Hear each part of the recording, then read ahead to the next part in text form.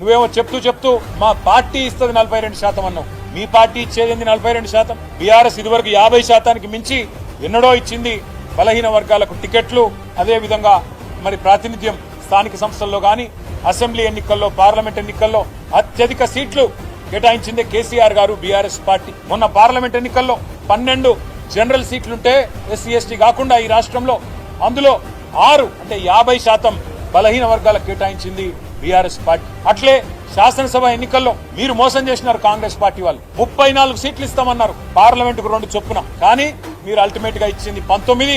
ఆ 19లో కూడా ఓల్డ్ సిటీలనే 5 ఇచ్చింది. అందుకే అంటున్నాం, మీకంటే ఎక్కువ 34 సీట్లు చెప్పకుండానే బలహీన వర్గాలకు 34 సీట్లు ఇచ్చి మా చిత్తశుద్ధిని ఇదివరకే చాటుకున్నాం. మాకు నీ సర్టిఫికెట్ అవసరం లేదు. కానీ ఈ రాష్ట్రంలోని బలహీన వర్గాల ప్రజల ఆందోళన, ఈ రాష్ట్రంలోని బలహీన వర్గాల ప్రజల ఆవేదన అర్థం చేసుకున్న పార్టీగా రేపటి నుంచి మండలాల వారీగా, నియోజకవర్గాల వారీగా, జిల్లా కేంద్రాల వారీగా మొదలు భావజాల వ్యాప్తిని అంటే బీసీలకు జరుగుతున్న అన్యాయం మీద మా పార్టీ నాయకులు, ఇతర బీసీ సంక్షేమ సంఘాల నాయకులతో వెంటనే ప్రెస్ మీట్ల ద్వారా ప్రజలని జాగృతం చేసే ప్రయత్నం విస్తృతం చేస్తాం.